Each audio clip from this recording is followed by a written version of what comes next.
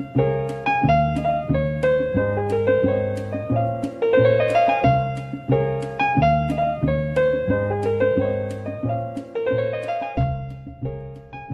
welcome to Day by Day with Evan. I am Evan, and this segment is about the universal energy, you, and the people that the universe brings you. So that love triangle that really dictates what type of people and what type of external things, materials come into your life. So the concept of this is basically the love and faith and presence that you provide to the universe, trusting in it. The universe will bring you people, materials, opportunities that reflect that relationship. So, for an example, when I was 21, I was kind of off the rails, and I, at one point, lost my girlfriend, lost my job. I needed to change something, and I just trusted that the next opportunity would be from my heart, what I wanted to do. And so I knew that it was going to turn out right, because something was pulling me towards it, and it wasn't just my decisions, if you know what I mean. So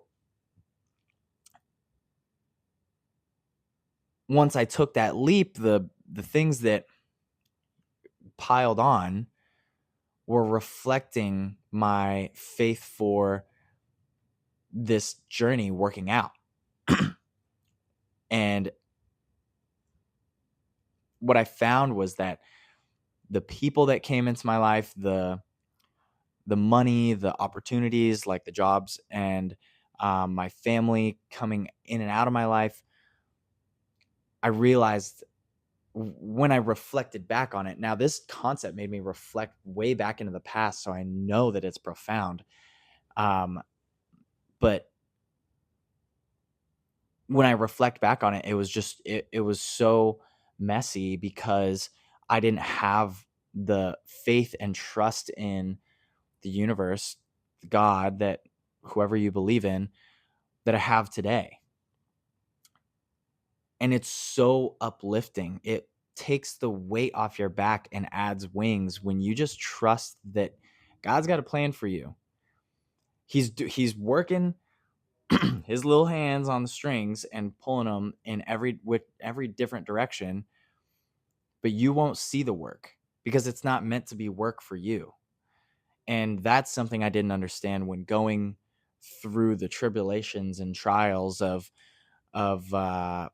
growing up as an early 20-year-old. And that's why I'm releasing this information from my life, because I was able to really reflect on it and put it into words on a piece of paper that showed me that these lessons, if I had this pamphlet, this book at 21, of course I would read it with interest, and it probably wouldn't stick until 3 years later, but at least I would have had a 4-year head start. So I'm 28 now, and I don't know if I mentioned it in my last episode, but I'm going to mention it again if I did. You are a different person every 7 years. Down to the molecular level, you are a different person. Your brain, your arms, your skin, your hair, everything. And what I'm trying to do is give people like yourself information that it's out there. It's an informational era. You can find this information anywhere, but my experience was unique to me, and your experience is unique to you, and you might not relate to the information you find out there. And I hope that you could relate to mine, because it's something that I wish I had. So when I was, like I said, when I was 21, I didn't have that trust, so things kind of fell apart. Then I got to like 23, and I was reflecting on, you know, the people that I wrote an album with and why they left, and I was like, "Oh, it was all me. It was me, me, me, me, me. What did I do?" Then I started projecting and I was like, "Okay, well, no. It's not my fault. It's their fault. What did they do? They were flaky. Them. Like, what I understood from that interaction within with my inner narrative, like the dialogue in my head, was that I was trying to point fingers, but you only have two. Well, you have 10, but you have two pointer fingers. And usually it's either my fault or your fault. And there are multiple different facets to why something doesn't work out or why something does. Like, I started to factor in my rent and versus their rent and what hours I would spend at work compared to their work and where they would play a show or where I would play a show. What type of family was there for me and what type of family was there for them. It makes you realize when you reflect on all the factors that it wasn't just your decisions. It wasn't just your movement that made those things affect the whole situation. It was the universe or God pulling the strings in ways that you didn't have control over, and you were just moving through his path that he put down for you. So everything would work out in the way that it was meant to be. I totally believe that everything happens for a reason, and there's never a wrong person, right time. It's always the right person, right time, because whether or not that person sticks around, they were there to teach you something. And there's no such thing as the one that got away, because that wasn't the one. If they got away, the one stays. That person, that friend, that intimate partner, that family member, they'll stay through every form of good and bad of who you are. And finding that person isn't up to you. God will bring that person to you, but you have to make the space for them. You have to open up your doors to the energy that will bring those people into your lives. So if you are searching, first of all, if you're searching for anything, it's not going to come to you. But if you're wanting to make space for somebody that is self-sufficient, is inspiring, is healthy, loves to cook, loves going out, but also loves staying at home, then you need to practice those things for yourself. You need to create this foundation, this layer of space that you can sit in, that you want to be in. Because the next thing is going to come along and it's going to take you out of that space, and you're going to have to find time to get into that space. Well, guess what? That person will come running along and they will be living in that space. That space is theirs to live in. And so they'll see that, their energy will feel it, and they will be attracted to you because you have a little bit of home in you for them. I relate this to one of my friends, and if you ever come across somebody that's younger than you and you see a little piece of you in them, protect them. Do whatever you can to make sure that they just kill it in life. So my friend, and I'm sure in the later episodes of like interviewing people and getting their perspective of like their journeys, I'm sure you'll meet him because he's just an amazing guy and super inspiring. But when I was working on myself, trying to figure out how to let go of negative energy and to like things that weren't serving me, um and at the time he was more successful than me in aspects of like building something on the side. He still is, but he didn't have the skill of knowing when to cut something off in his life. And I would encourage him every time, like, just be honest, like brutally honest with yourself, because that'll help you be honest with those people that don't serve you or those things that don't serve you anymore. And that's the beautiful part of attracting the people that are meant for you, is that it's honest. It's so real, you'll recognize it as long as you're real. That's why there's a saying, real recognizes real. Energy that is meant for you will not miss you. Whatever is meant for you will not miss you. But you don't have to see it or decide on it. You don't have to think about it. It's just going to make sense. So as we progress through this concept of like, what you feel is what you attract, I'm just going to reference The Secret by Rhonda Burns. I know I think I did reference The Secret in my last episode, but regardless, it's a good book. That's why I'm referencing it again. And I just finished reading it, and it talks about the law of attraction. And basically, you are a broadcasting tower of energy that you feel and that you think. It goes out to the universe and it comes back as materialistic things into your world. So if you feel like crap, you're going to think crappy thoughts, you're going to emit crappy energy, and you're going to receive crappy things. But if you feel great and amazing and unstoppable, then you're going to think good thoughts, you're going to emit great things, great energy, and then you're going to receive amazing things. So when you understand the depth of this concept, it's not just people.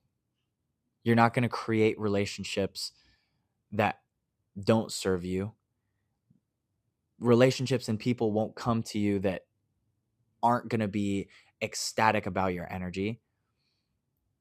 You're going to attract things and people, all types of things, cars, electronics, houses, jobs. You'll attract all those things based on how you feel. So that's why it's so important to have routines that bring you out of your comfort zone, that make you feel great, because it'll make you think great thoughts, and therefore you will receive great things. My experience with that is the second I stopped doing horrible things to my body, like drugs, alcohol, horrible people, uncertain job opportunities, and started choosing peace and happiness and growth, I started to eat right. I started to fill my life with healthy routines and habits. Nothing but great things came into my life, like where I live, what car I drive, what job I work, what friends I have, the things I'm learning, and the things I want to do. They all align with doing great things for myself. So I just keep doing great things for myself. Like, it's easy. I think it's easy to do what you continuously do because you create a habit. You find comfort in whatever you continuously do. So like if you have a bad habit that always makes you sleep in for 2 days, and then you recuperate and do that habit again on the third day.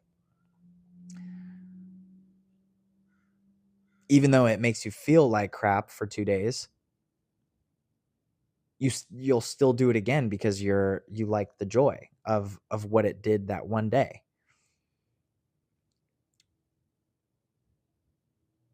Whether it's good or bad. If it's good, then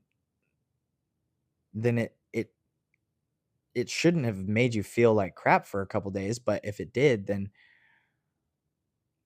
I don't know, maybe find something that makes you feel better for 2 days. I don't know where I was going with that, but basically, uh, yeah, just find good habits and good things that you could do that promote feeling good, because that's what you're going to receive from the universe. That's what you're going to receive from God if you continuously do them. Now, you can talk to a therapist, you could talk to a life coach, you could write it down multiple times about what you want and all the good things that you're thinking.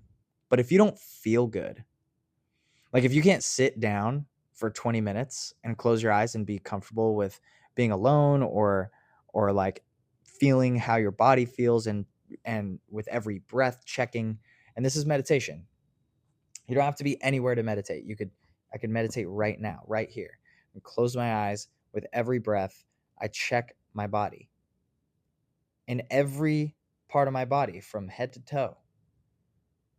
And if you can't do that, then I encourage you to start so you can align your energy a little bit better by finding those places in your body that are actually hurting, that have consistent pain.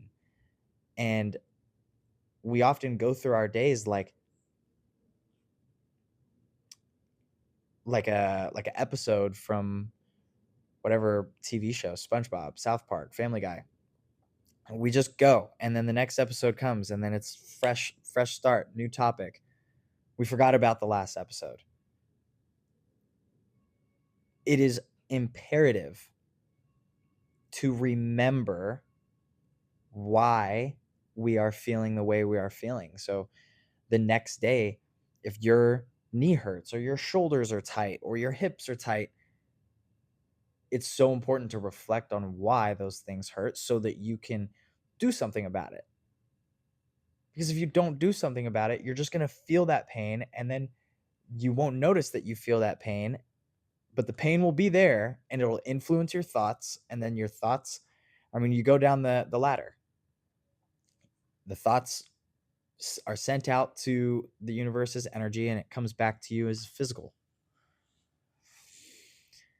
Now, I understand that this is a concept and idea that is very philosophical and almost on the side of alchemy. But hey, I didn't study philosophy, but I did study life. And if you were to take the last 7 years of my life, you would see a dying plant. If I could relate it to anything, 7 years ago, I was a dying plant that got rejuvenated because it was placed in a better environment every single time. It grew flowers. It grew taller. Um, it rejuvenated its soil. Like all of the situations and life events that I had created a better me, a better version of me. And it took those steps to get to where I'm at, but I wanted to rush it the whole time. People around me were making millions. People around me were making businesses and connecting with their path even deeper. And I was like, why can't I connect with my path? Why am I stuck in figuring it out still? I feel like I'm not learning, but the whole time I was learning. And when I look back at it and reflect on this concept where my faith is reflected back to me through people and other things, I realized that the whole time, the one thing that was missing was my faith in not only myself, but the journey that I'm on. Whatever that is, I could have became a marine biologist or a real estate agent or a doctor. And then 2 years later switch it up and been a journalist. But that's how your path takes redirection. And you have to trust the redirection. So I started out studying for business finance. I wanted to be a financial advisor, stockbroker, because I saw the dream through the people that I love and through their eyes. And I compared their achievements with what I wanted. So it made sense. Like, oh, they achieved that level. I'm gonna go that way because I want that level so I could do X, Y, and Z. Then I was redirected towards what I truly love, which is creating music. Like, I love to create music and I love to create in general. I love art. But then I took that to like the max, right? I'm like, how do I become famous? How do I become the most wealthy musician, creator, artist in the space so that I could achieve XYZ? Then I realized that that's not my mission. My mission is to find what I could do to help as many people, to connect as many people to knowledge that I wish I had 5 years ago or even 2 days ago. And this is the process of learning that redirection, that your life will send you towards places, towards people that are meant for you and you only. And they will stay. Those things will stay if they're meant for you. If they're there to build you up, to support you through the next chapter in life, they will stay there. But if not, then they're there to teach you why they weren't going to be there when you reach that levels of success or achieve those goals. So this segment is probably going to be one of the favorites, just because it has to do a lot with what I'm going through right now. And I think that somebody going through a breakup or losing a job or losing a friend would love to hear that nothing that wants to leave will ever have a space to grow in your world. You might be worlds away and you don't even know it. You're trying to bridge a gap between their world and your world when really the universe is trying to bring your world closer to people that are in your orbit. That person, that job, that opportunity wasn't even in your orbit, in your rotation. He's trying to catch you up to the people that are in the rotation, in your rotation. So there's levels to this, and I believe that everyone's on their journey, and as long as you can connect to knowledge like this, you'll always be one step ahead. And this is Evan, day by day, 1% better.